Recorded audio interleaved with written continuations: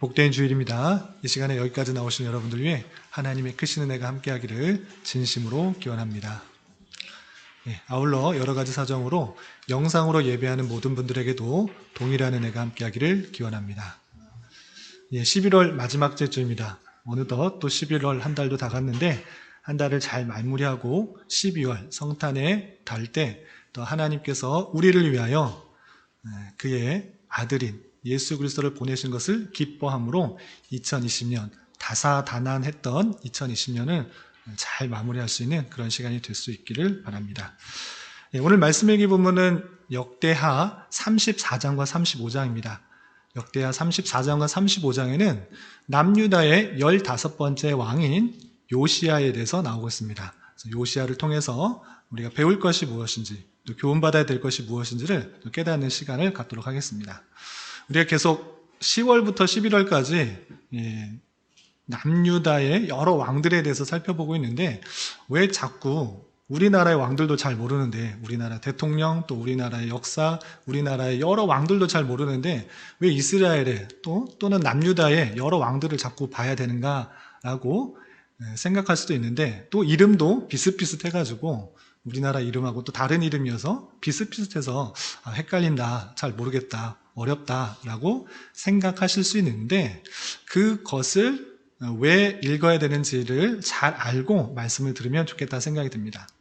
이 역대기는 우리가 10월 초반에 잠깐 설명드린 것처럼 포로에서 되돌아온 이스라엘 백성들에게 주는 그런 기록입니다. 포로에서 되돌아온 백성들, 자신의 나라가 없고 자신의 정체성도 잘 깨닫지 못하는 그런 황폐해져 있는 그런 이스라엘 백성들에게 에스라 선지자는 역대기를 쓰는 것을 통하여서 그들 백성들에게 이스라엘 백성들에게 정체성을 올바로 심어주고 그리고 다시 무엇을 회복해야 될지를 알려주기 위해서 이 기록을 쓴 것입니다. 그래서 역대상과 역대하 통틀어서 역대기를 통하여서 이스라엘 백성들이 자신의 정체성을 온전히 깨닫고 그리고 지금은 나라가 없어서 무너진 그런 형편이지만 어떤 것을 붙잡고 회복해야 될지를 이 말씀을 통해서 알려주는 것입니다. 그래서 역대 왕들의 모습들을 통해서 그들이 잘한 것, 못한 것, 또 여러 가지 치적들을 잘 살펴주면서 그들에게 잘못한 것들은 버리고 또 잘한 것들은 다시 깨달아서 우리가 다시 하나님의 백성으로서 하나님의 나라를 이루기 위해서는 어떤 것을 깨달아야 할지를 알려주고 있는 것입니다. 그래서 때로는 낯설고 힘든 그런 왕들도 나오고 또 왕의 이름이 비슷비슷하고 또 헷갈려서 잘 모르고 또 어렵게 느껴질 수 있는데 왕의 이름은 좀 못 외운다 할지라도 그 왕을 통하여서 선했던 일들, 우리가 따라야 할 일들이 무엇인지를 잘 깨닫고 또 왕의 그 모습 중에서 버려야 할 모습들이 무엇인가를 잘 깨닫는 또 그런 시간이 되었으면 좋겠습니다. 오늘은 남유다의 15번째 왕인 요시야 왕에 대해서 살펴보도록 하겠습니다. 그럼 요시야 왕은 남유다의 몇 번째 왕인가 했을 때는 15번째 왕입니다. 남유다는 총 몇 명의 왕이 있을까요? 20명. 20명의 왕이 있었는데 다 20명을 외우라라고 말씀드리기가 어렵고 외우면 좋겠지만 외우기 쉽지는 않습니다. 저조차도 순서도 헷갈리고 이름도 헷갈리고 혼동되는 경우가 많아서 다 외우지는 못하더라도 그래도 우리가 10월, 11월 계속적으로 역대를 살펴봤는데 주요 왕들은 외웠으면 좋겠다라고 했습니다. 그래서 몇 명은 알아두었으면 좋겠는데 첫 번째로 알아둘 왕, 통일 왕국이 북이스라엘과 남유다로 나뉘게 된 그런 왕이 있습니다. 물론 선대의 잘못도 있지만 그가 잘못된 판단과 결정으로 말미암아 남유다와 북이스라엘로 나뉘게 된 그런 왕이 있는데 그 왕은 누구죠? 르호보암. 말씀하셔도 됩니다. 우리 시온이쇼 크게 대답해 주세요. 르호보암이 잘못된 결정, 판단으로 말미암아 자신과 함께 자랐던 그 젊은 신하들, 그 신하들의 말을, 친구들의 말을 듣고 잘못된 결정으로 남과 북이 나뉘게 된 것입니다. 이 왕은 좀 유명하니까 알아두시는 게 좋겠고, 그리고 20명의 왕 중에 모두 다 이렇게 좀 잘한 것도 있고 못한 것도 다 각각 있습니다. 뭐 전체가 다 잘한 그런 사람은 없습니다. 그렇지만 그 중에서도 특별히 선한 왕으로 꼽히는 왕들이 있습니다. 3명을 꼽아라 그러면 누구를 꼽을 수 있냐면 여호사밧, 히스기야, 요시야 이 3명의 3대 선왕이라고 할 수 있습니다. 그래서 하나님의 말씀을 잘 따라 하나님의 뜻을 길을 따랐던 그런 왕으로서 우리에게 많은 도전을 주는 것입니다. 우리가 여호사밧에 대해서도 배웠고 또 히스기야에 대해서도 주중에 살펴봤고 오늘은 요시야에 대해서 살펴보는 것입니다. 그러면 선한 왕은 3대 선왕은 이렇게 3명이라 할 수 있는데 또 악한 왕은 누구인가 라고 했을 때 물론 선한 왕도 좀 잘못한 것도 있고 허물도 있고 악한 것도 있는데 특별히 악한 왕으로 꼽은다면 2명을 꼽을 수 있습니다. 첫 번째는 아달랴, 두 번째는 므낫세. 아달랴는 여왕이었습니다. 뭐 질문 있어요? 그러네요. 뭐 잘못됐네요? 16번째가 되나요? 그런 것 같아요. 숫자가 14번이 2개 있네요. 잘 지적해 줬습니다. 14번이 2개니까 16번째 왕이네요. 잠시만요. 중요한 걸 지적했네요. 제가 왜 그거를. 그 말씀일기 책자 혹시 있어요? 11월 말씀일기 책자? 거기 한 숫자로 한번 세봐 주시기 바랍니다. 제가 번호를 매기다가 잘 못 넘긴 것 같아요. 빠진 숫자가 없죠?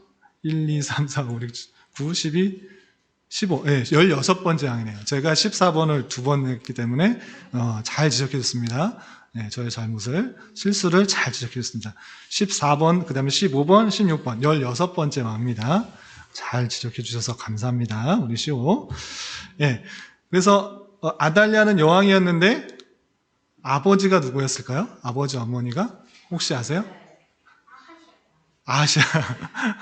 아쉽게도 아시아가 아니고 아몬? 아달랴의 아버지 어머니는 북이스라엘의 왕이었던 아합과 이사벨이었어요. 아합과 이세벨의 딸이었던 아달랴가 여호사밧의 아들이었던 여호람과 결혼을 해서 여호사밧의 아들로부터 남유다의 우상이 들어오게 되었던 것입니다. 한번 배웠던 기억이 있죠. 하여튼 이 아달랴는 여왕으로서 악한 왕이었어요. 당연하게 하나님을 잘 모르는 그런 왕으로부터 모르는 그런 배경에서 자라왔기 때문에 우상을 들여오게 되었고 많은 악을 행했습니다. 그리고 이 사람이 다윗의 씨를 죽이기 위해서 다 죽이려고 했던 그런 모습도 살펴볼 수 있습니다. 그리고 므낫세는 히스기야라는 선한 왕의 아들로 태어났는데 가장 길게 통치를 했습니다. 몇 년 동안? 55년 동안 통치했는데 참 악을 많이 행했어요. 그래서 히스기야가 종교개혁을 통해서 우상들을 다 없앴는데 므낫세, 그의 아들은 우상들을 다 들여놓고 우상을 숭배하고 섬겼습니다. 그리고 역대 하에만, 열왕기 하에는 드러나지 않는데 이 므낫세는 그 잘못으로 말미암아 포로로 끌려갔다가 다시 되돌아오게 돼요. 그리고 하나님께서 나를 치셨구나를 생각하게 되어서 회개하고 하나님 앞에 돌아왔다라는 그런 표현이었습니다. 그럼에도 불구하고 므낫세 전체 55년 아주 길게 통치했음에도 불구하고 하나님 보시기에 악을 행해서 남유다에 계속적으로 하나님의 진노가 임하게 되는 것을 볼 수 있습니다. 그리고 오늘 16번째 왕인 요시야 왕은 어떤 통치를 했는가 그 모습을 통해서 우리가 어떤 것을 교훈받아야 될지 살펴보도록 하겠습니다. 우선 34장과 35장 아주 길게 되어 있습니다. 내용을 세부적으로 말씀드리면 시간이 많이 모자랄 것 같아서 핵심적인 내용들만 그 이야기 위주로 말씀드리고 그리고 그것을 통해서 교훈받아야 될 것이 무엇인지를 살펴보도록 하겠습니다.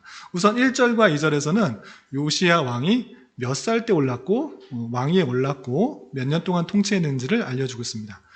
그러면 1절 보면 요시야가 왕위에 오를 때 나이가 몇 세? 8세. 우리나라로 치면 초등학교 들어갈 그런 나이죠. 그런데 그렇게 왕위에 올랐다 이렇게 되어 있는 것입니다. 그런데 예루살렘에서 몇 년 동안 다스렸다고요? 31년 동안.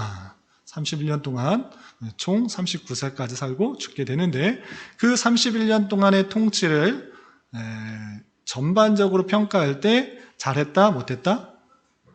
못했다. 잘못 찍었네요. 여호와 보시기에 정직하게 행했다 그랬어요.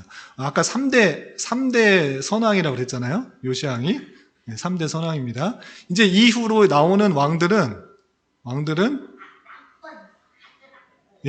아주 나쁜 선왕이 없어요. 다 나쁜 왕들 와요. 마지막 선왕이에요. 그럼 요시야가 어떻게 정직하게 행하였는지 좀 보도록 하겠습니다. 2절 보면 그의 조상 다윗의 길로 걸으며 좌우로 치우치지 아니하였다라고 되어 있습니다.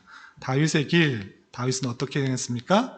그 마음 중심에 하나님을 모시고 하나님께 구하고 하나님을 의지하는 그런 모습이 있었던 왕이 다윗 왕입니다. 그렇게 다윗의 길로 행하며 좌우로 치우치지 아니하였다 이렇게 되어 있습니다. 그리고 그가 통치한 지 8년에 비로소 하나님을 찾고 또 12년이 되었을 때 예루살렘과 또 유다에 있는 모든 우상들을 없애버렸습니다.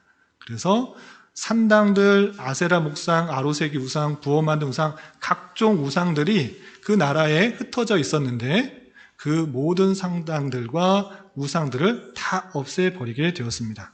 그리고 요시야가 왕위에 있은 지 18년째 되는 18째 해에 자신이 섬기는 그 하나님을 모시는 성전, 그 성전을 정화하기 시작했습니다. 옛날 선대의 왕들은 성전 안에 하나님만 섬기고 하나님만 모셔야 되는데 우상들, 또 자기가 아로새긴 그런 많은 그런 우상들을 만들어 놓고 그 성전 안에 만들어 놓고 넣어 놓고 섬기기도 했고, 또한 아예 성전을 잘 관리하지도 않은 경우가 많습니다. 그래서 이 요시야 왕은 자신의 18째 해에 성전을 정결하게 하고 그것을 가꾸고 올바로 우상들을 버리며 보수를 하기 시작했습니다. 그런데 그때 무엇을 발견하느냐?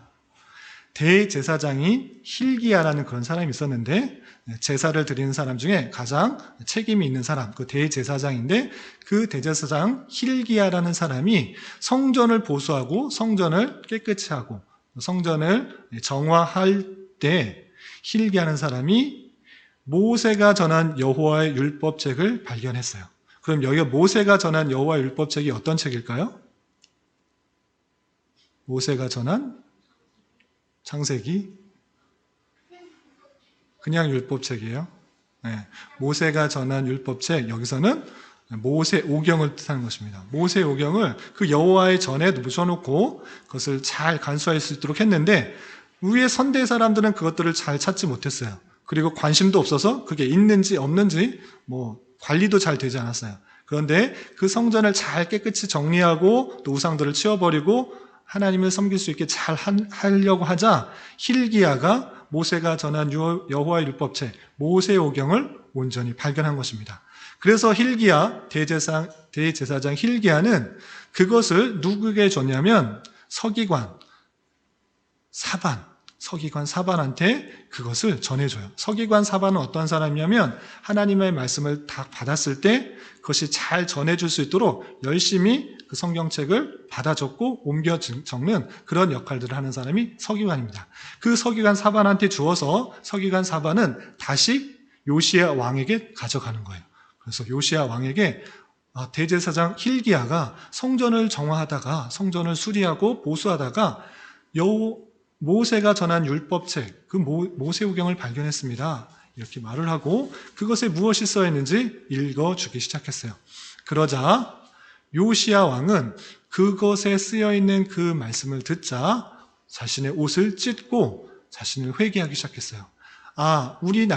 이 나라가 하나님 앞에 올바로 서지 못하고 또 많은 외부로부터 침입을 받고 공격을 받고 또 많은 어려움을 겪은 이유가 하나님을 바로 섬기지 않았구나라는 것을 깨달아서 자신의 무능함과 자신의 연약함과 자신의 죄성들을 회개하면서 그곳을 찢어버렸어요. 그리고 이스라엘 백성들에게도 이 내용들을 알게 하고자 많은 사람들을 불러 모으기 시작했습니다. 그래서 사람들을 보내어서 많은 사람들에게 이 내용을, 하나님의 말씀을 읽어주고 하나님 말씀을 온전히 지켜야지 형통하게 되는 것이고, 하나님의 말씀을 온전히 따라야지 바르게 하나님께서 지켜주신다는 것들을 이해시켜 주기 위해서 사람을 보냈습니다. 유다와 이스라엘 곳곳에 보내어서 사람들을 다 예루살렘에 모이게 하였습니다. 그래서 이 요시야 왕은 백성들이 다 모였을 때 그 율법책을 다시 한번 읽어줍니다. 여러분 백성들이요, 이 율법책의 내용을 잘 들으십시오. 율법책에 우리가 어떻게 하나님을 섬겨야 되는지, 또 우리가 하나님을 온전히 섬기지 않을 때 어떠한 징벌이 있는지, 또한 어떠한 어려움이 있게 되는지 그 이야기를 잘 들으십시오. 그리고 하나님께서는 말씀에 따라서 마음과 뜻과 정성을 모아서 하나님을 섬길 때 하나님께서 모든 것을 형통케 해주신다, 이렇게 약속하였으니 우리가 이제 우상을 버리고 다른 것을 의지하는 것이 아니라 하나님만을 의지하여서 하나님을 믿고 따르고 마음과 정성과 뜻을 모아 하나님을 따르겠다고 언약을 합시다, 이렇게 말을 했습니다. 그래서 그 이야기를 듣고 백성들도 요시야 왕과 같이 하나님 앞에서 온전히 순종하겠다, 하나님을 온전히 뜻을 따르겠다 약속하고 언약에 참여하게 되는 것입니다. 그래서 사무엘은 그 율법의 내용대로 무엇을 지켜야 되는가라고 했을 때는 유월절이라는 절기를 마땅히 지켜야 된다는 것을 깨달았어요. 그런데 선대 왕도 유월절을 지키려고 하는 그런 왕도 있었지만 온전히 잘 지켜지지 못했어요. 그런데 이 요시야 왕은 모든 백성들과 힘을 합하여서 이 유월절을 성대하게 지키려고 했습니다. 자신도 제물을 내고 백성들도 또 제사장도 레위인도 제물을 다 내어서 많은 제물로서 그 유월절을 온전히 지킬 수 있도록 힘을 모았습니다. 그리고 모든 백성과 함께 이 예루살렘 성전에서 유월절을 성대하게 지키고 유월절 양의 피를 잡고 피를 뿌리고 하나님의 말씀에 기록된 대로 유월절을 온전히 지켰어요. 그랬더니 그 기록에 사무엘 이후로부터 어떤 왕도 이렇게 유월절을 크게 지킨 왕이 없었다라고 이렇게 기록을 하고 있습니다. 다시 말하면 이 선대왕 때 선왕이 유월절을 회복한 왕도 있었지만 요시야 때 비로소 하나님께서 지켜야 되는 그 유월절을 온전히 지키고 또 모든 백성들이 함께 힘을 모아 성대하게 지키게 하게 된 것입니다. 이렇게 요시야 왕은 성전도 정화하고 이스라엘과 유다에 있는 모든 우상들을 다 회파하고 하나님의 백성들 앞에서 하나님과의 관계를 온전히 회복하게 하기 위해서 언약을 지키게 하는 아주 선한 일들을 행한 것입니다. 여호와 보시기에 정직하게 행한 그런 왕 통치를 행했습니다.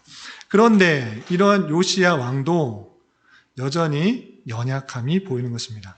어떤 왕도 완전한 왕들이 없었습니다. 심지어 다윗조차도 그의 통치를 보면 아쉬움이 있는 것이죠. 그럼 요시야 왕은 어떤 아쉬움이 있었는가, 어떤 잘못을 행했는가, 그의 죽음의 모습을 볼 때 너무나 어이없는 그런 죽음을 맞게 되는 것입니다.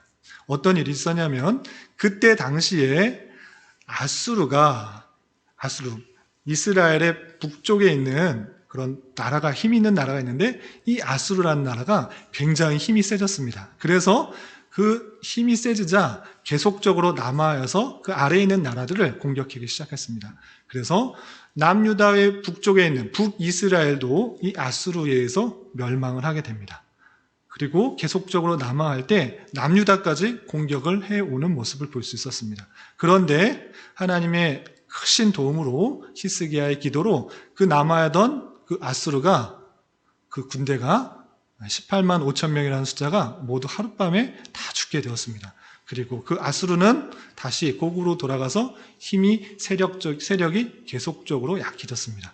그리고 그 아수르는 어느 나라에 멸망하게 되냐면 그 옆에 있는 바벨론이라는 나라에서 멸망을 하게 돼요. 그래서 아수르의 왕이 겨우 살아남아서 어디로 도망갔느냐? 시온이쇼 기억나세요? 기억 안 나요? 했는데, 열심히 했는데. 네. 이 아수르 왕이 바벨론에서 멸망되었을 때 그 당시에 큰 나라, 애굽으로 도망을 해요. 네, 애굽으로 도망해서 이 아수르의 왕은 애굽의 왕이었던 바로 느고라는 그런 왕과 함께 바벨론을 함께 치자라고 독려를 하는 것입니다. 그래서 이 애굽의 바로 느고라는 왕은 아수르의 왕과 힘을 합하여서 바벨론을 치기 위해서 갈그미스라는 북쪽으로 원래 아수르 지역까지 전쟁을 하러 올라가는 것입니다.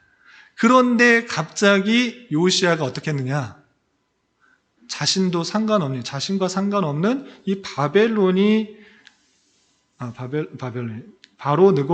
애굽의 바로 느고가 바벨론을 치러 올라가는 그 중간을 가로막고 서는 거예요. 가로막고 섰어요. 갑자기 이 애굽이 바벨론을 친다? 그러면 애굽이 쭉 올라오면 남유다인 우리나라까지 치게 될 것이다 생각하고 이러면 안 되겠다 생각을 한 것입니다. 그래서 요시 왕은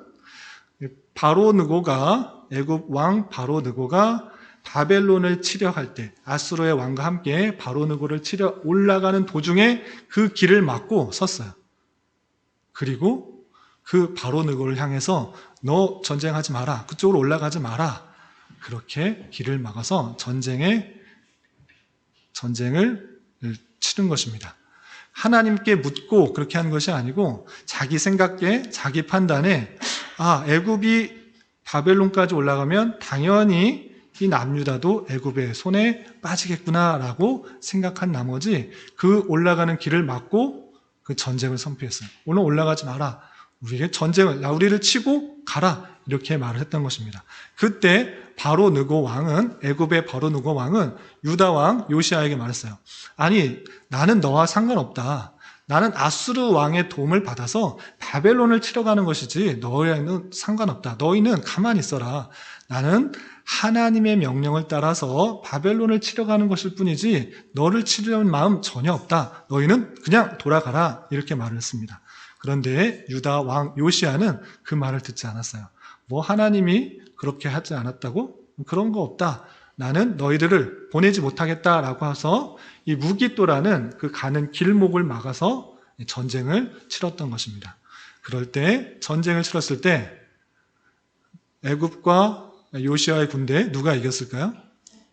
네, 당연히 큰 군대를 거느렸던 애굽이 조그만 군대였던 요시야 군대를 당연히 이겼습니다. 활 쏘는 자가 활을 쏘아서 요시야 왕을 쏘아서 요시야 왕이 맞게 되고 그것에 맞아서 진으로 돌아와서 죽게 된 것입니다. 요시야 왕이 나라를 잘 다스리고 또 종교 개혁도 하고 유월절을 지키며 하나님을 섬기는 일들을 잘 행했음에도 불구하고 잘못된 판단, 잘못된 결정, 하나님께 묻고 하나님께 이 전쟁을 치러야 되는지 막아서야 되는지 그것을 묻지 않고 그냥 자신의 뜻대로 전쟁에 나감으로 말미암아 갑작스러운 죽음으로 요시야 왕이 31년간의 통치를 마치고 죽어버리게 되었습니다. 그 이후로 나타나는 여러 왕들은 다 하나님 보시기에 악한 왕들을 나타나는 것을 앞에 살펴볼 수 있습니다. 이런 34장과 35장에 나와 있는 요시야 왕을 통하여서 우리가 무엇을 생각해야 될 것인가 여러 가지 것들이 있는데 세 가지로 좀 정리해서 여러분들에게 또 도전과 교훈을 드리고자 합니다. 첫 번째, 요시야가 성전을 정화하며 발견한 것은 무엇이었죠? 모세의 율법책, 성경책, 성경의 이전 그 한 부분입니다. 모세 오경을 발견한 것입니다. 그런데 성경을 발견한 것, 이것이 하나님의 크신 은혜라고 생각할 수 있습니다. 그 앞서 있었던 15명의 왕들이 여호와의 성전을 드나들면서 또 제사장들이 드나들면서 이 모세의 율법을 온전히 발견하지 못했는데 요시야 때에 비로소 성전을 정화하다가 관심 있게 보면서 그 율법책이 그곳에 있다라는 것들을 발견한 것입니다. 그것은 하나님께서 주신 놀라운 섭리고 특별히 주신 은혜다라는 것을 알 수 있습니다.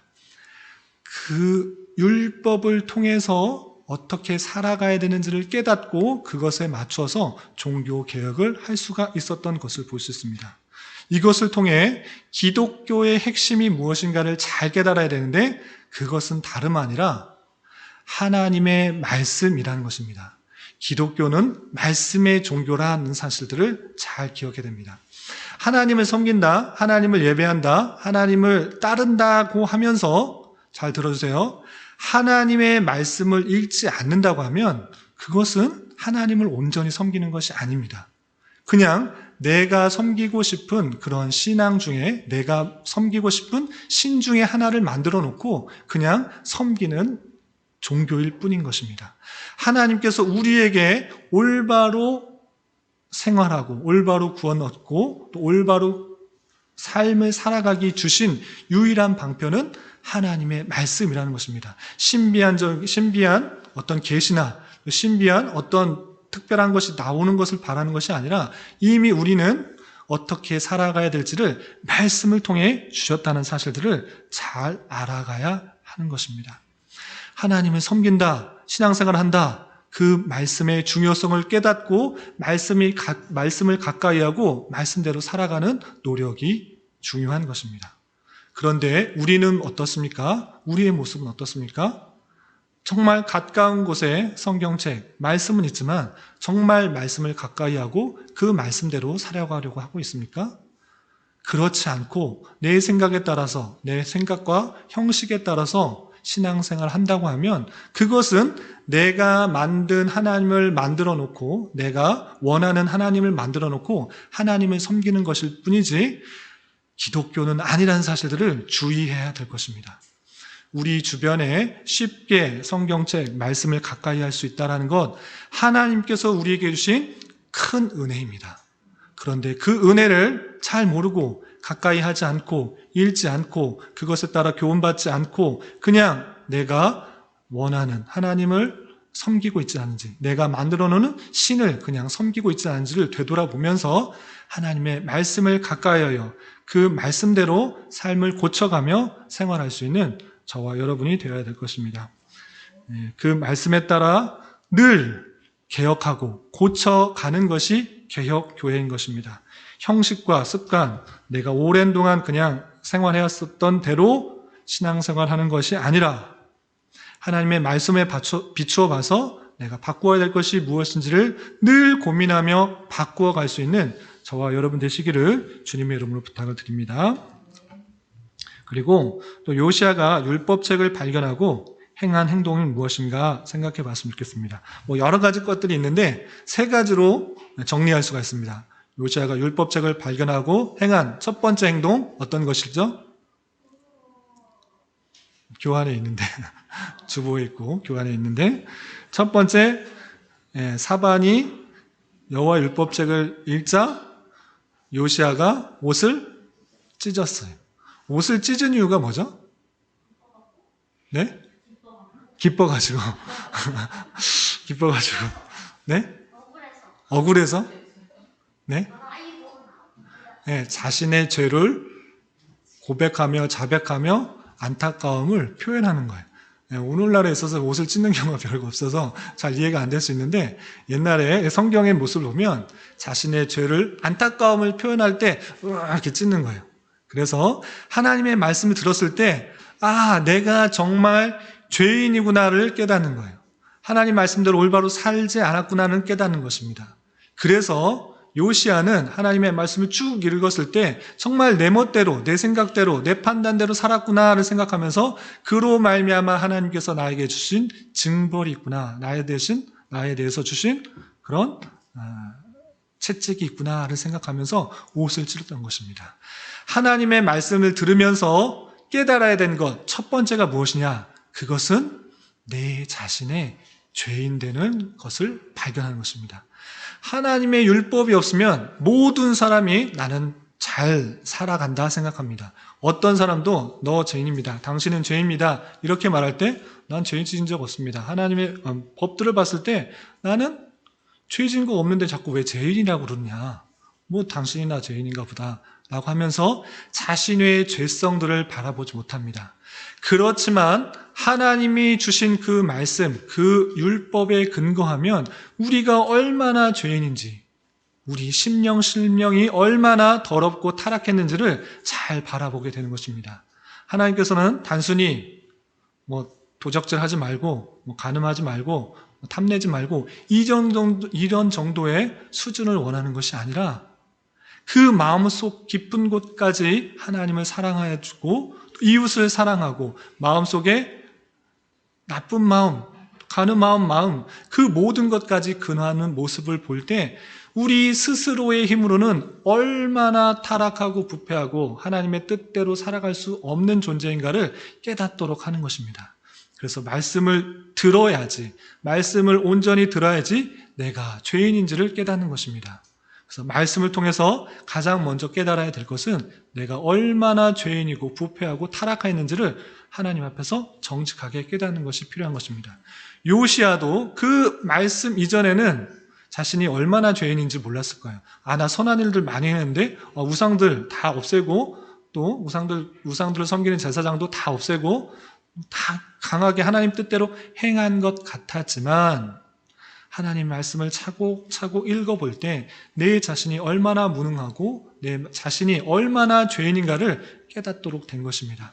그래서 하나님 말씀을 비춰볼 때 내가 얼마나 죄인인지를 먼저 깨닫는 것, 그리고 그것을 깨달아 내가 죄인됨을 고백하는 그 자세가 먼저 선행되어야 되는 것입니다. 요시야는 그 모습들이 있었던 것입니다. 그리고 두 번째로 반응했던 것은 무엇이었습니까? 백성들을 모아서 그 말씀들을 쭉 읽어주고 하나님의 뜻대로 행하자 이렇게 했습니다. 이것을 통해 우리는 또 한 가지 생각해 볼 수 있습니다. 하나님을 믿고 하나님의 뜻을 따르는 것, 물론 가장 먼저 내 스스로, 내 자신이 변화되는 것이 선행되어야 됩니다. 그런데 그것으로 그쳐서는 안 된다는 것입니다.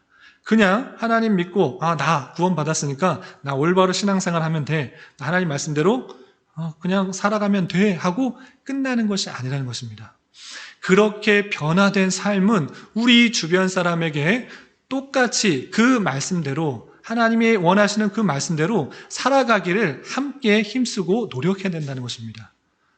그냥 쉬운 말로 우리나라가 우리가 잘 되기 위해서는 나만 잘 살면 돼, 나만 올바르게 생각하면 돼, 올바른 판단하면 돼 하고 혼자 이렇게 하면 되는 것이 아니라 함께 그 일들, 함께 올바른 것들이 무엇인지를 깨닫고 생각하고 전하고 깨닫게 되어서 함께 잘 살아야지, 그래서 전체적으로 내가 잘 살 수가 있는 것이지 나만 잘 산다고 해서 그것이 되어지지 않는 것입니다. 함께 그 일들을 나갈 수 있어야 되는 것입니다.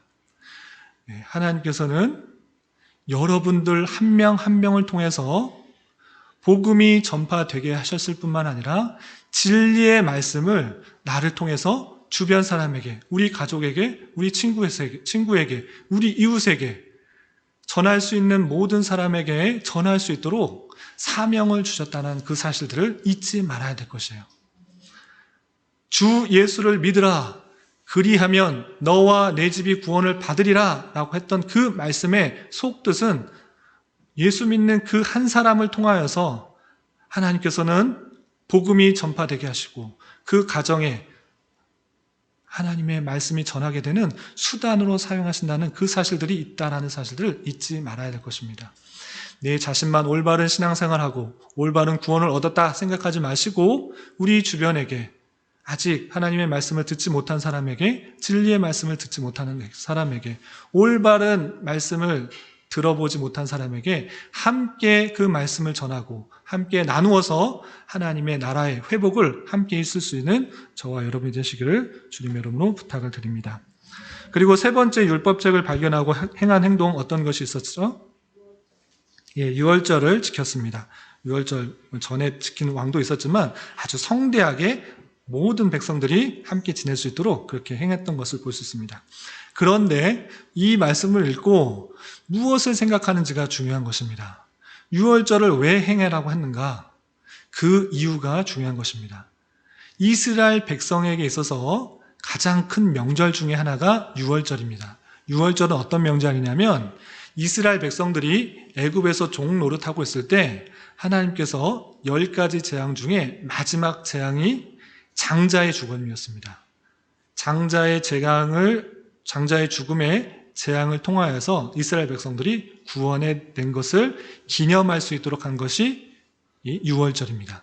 그러면 장자의 죽음을 어떻게 피하고 구원받을 수 있는가? 애굽에서 나올 수 있었는가라고 했을 때는 어린 양의 피를 문설주에 바르는 것을 통해서 장자의 죽음이 피할 수가 있었고 애굽에서 나올 수가 있었던 것입니다.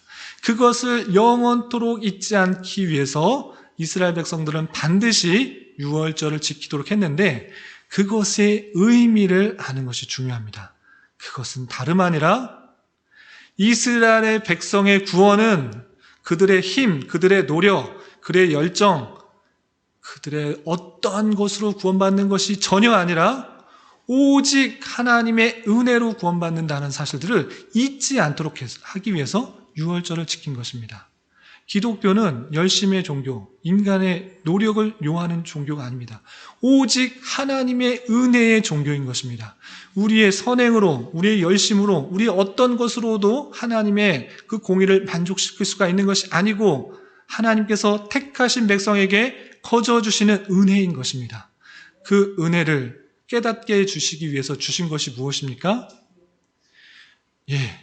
예수 그리스도를 우리에게 주심으로 말미암아 우리가 죄로 죽어야 되는데 영원히 지옥에 가야 되는데 하나님의 영광에 이를 수가 없는데 예수 그리스도께서 우리의 모든 죄를, 모든 죄악과 추악함과 그 모든 더러운 것들을 대신하여 형벌을 당하심으로 말미암아 그 피로 말미암아 어린 양 되신 그 피로 말미암아 우리의 죽음이 유월된 것입니다. 없을 수 있었던 것입니다.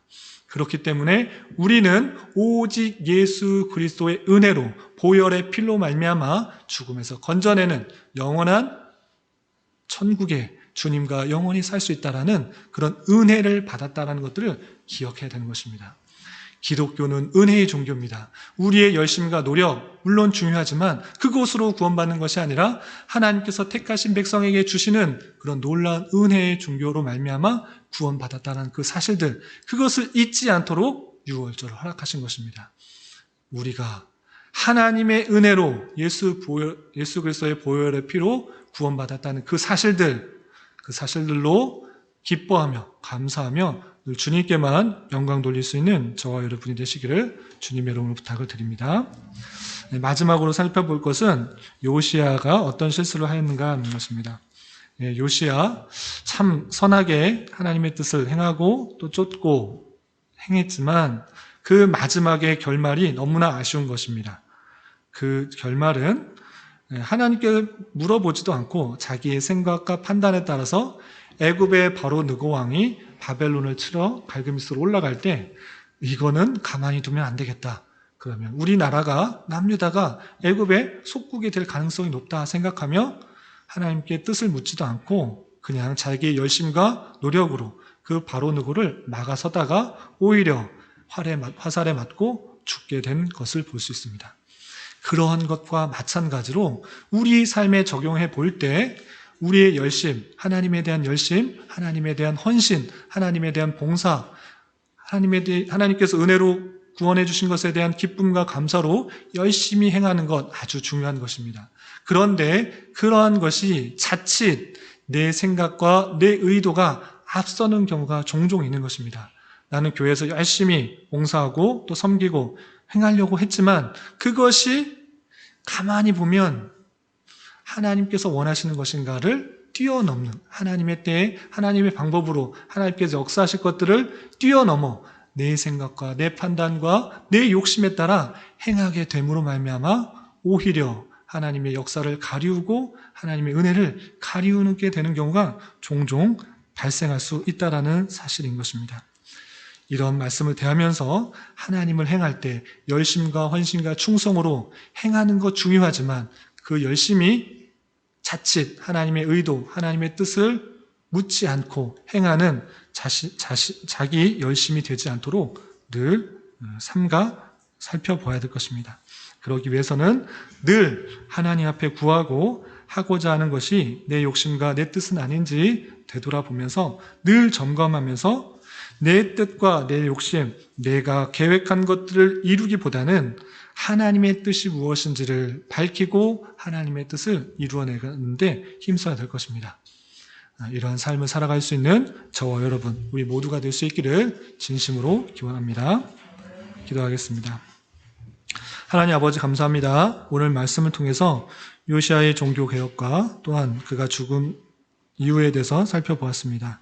하나님 말씀을 기준하여 자신의 삶을 되돌아보며 회개하였고 또 모든 백성들과 함께 주님의 말씀을 순종하도록 언약을 맺었으며 유월절을 지켜나갔습니다. 우리 또한 늘 주님의 백성으로 주님의 말씀을 가까이 하며 주시는 말씀에 힘입어 내 삶을 바꿔나가게 힘쓰게 하여 주시고 어떠한 일을 해나갈 때에도 나의 욕심과 열심 때문에 하나님의 뜻을 잇는 과오를 범치 않게 하여 주시옵소서. 예수님의 이름으로 기도드리옵나이다. 아멘.